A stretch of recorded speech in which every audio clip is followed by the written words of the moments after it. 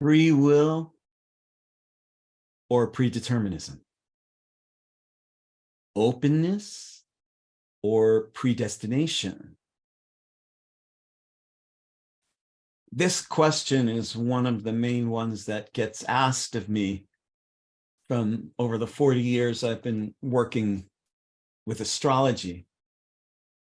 And I don't see it as an either or. I don't think it's either that everything has already been determined and you don't have any say over it, or that you have complete say over the whole thing. I don't, neither of those feels correct to me by itself. Both start to feel correct to me when each allows the existence of the other rather than canceling the existence of the other.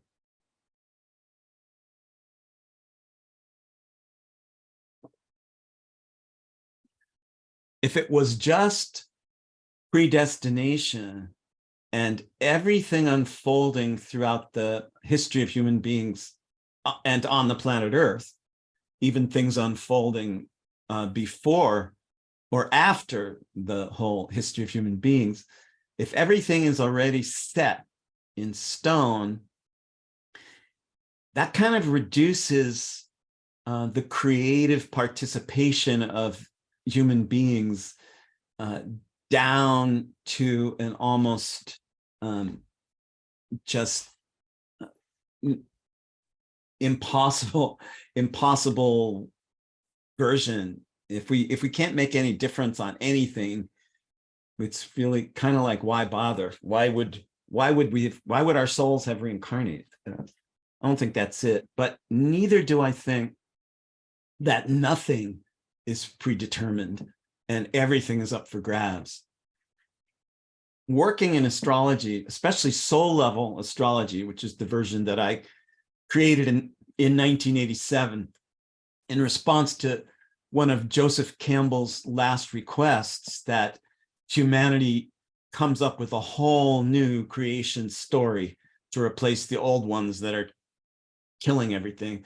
My response was to create soul level astrology.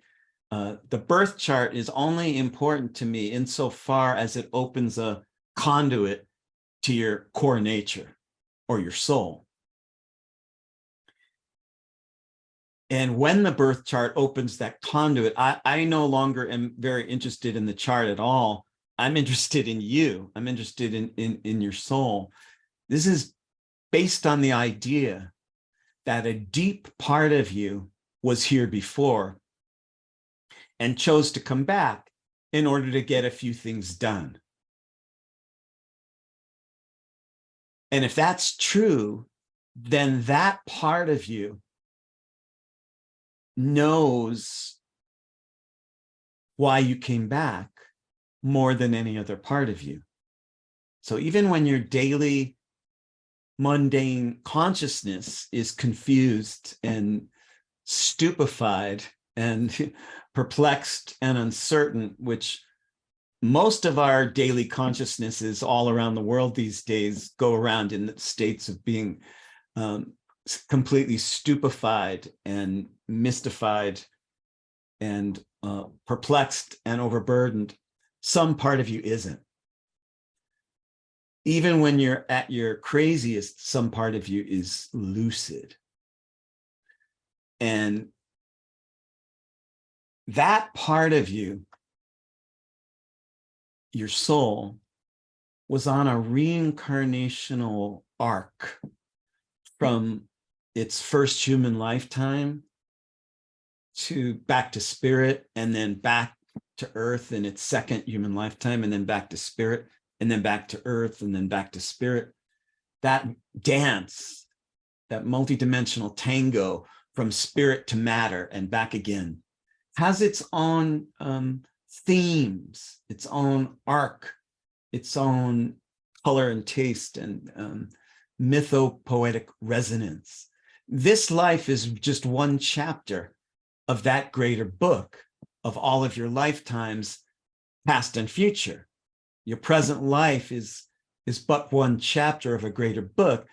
And while all aspects of your behavior in this lifetime are not predetermined by any stretch of the imagination, there are certain setups, certain energies that you participated in earlier lives, certain momentums that you launched or helped launch, and certain momentums and energies that you stopped, that you slowed.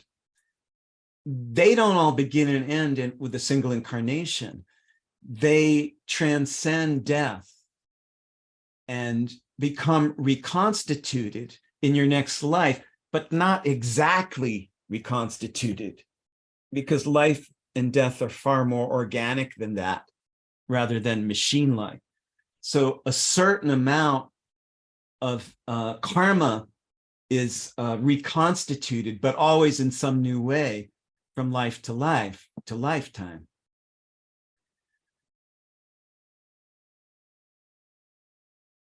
If you sent strong energies in motion in an earlier life, they didn't all die with you when that body died, but in some new variation, they picked up and continued in your subsequent lives down to your current life.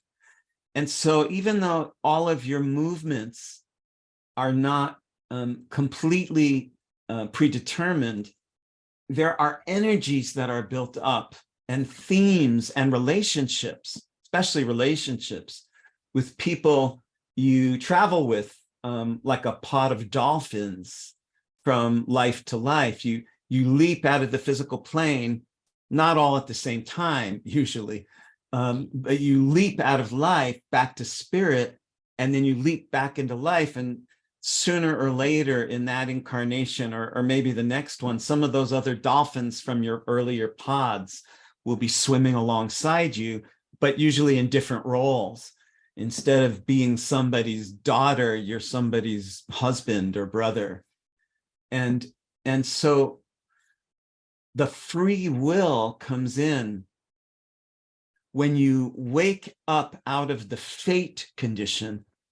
Fate, I mean, by fate in this usage, I mean the state of mass consciousness that stumbles along like a blind herd animal without ever individuating and learning to think for itself.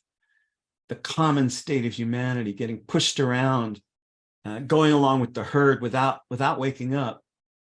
When you begin to grow out of that state and take up the karmic patterns of your own being, you gain more creative partnership in collaboration with the rest of the universe, with your past lives, with those energies and momentums. You become more of a collaborator and a co-creator with them, rather than a total victim of circumstance or completely innocent bystander. You wake up to the grand design. You learn to work with it more than against it. And so when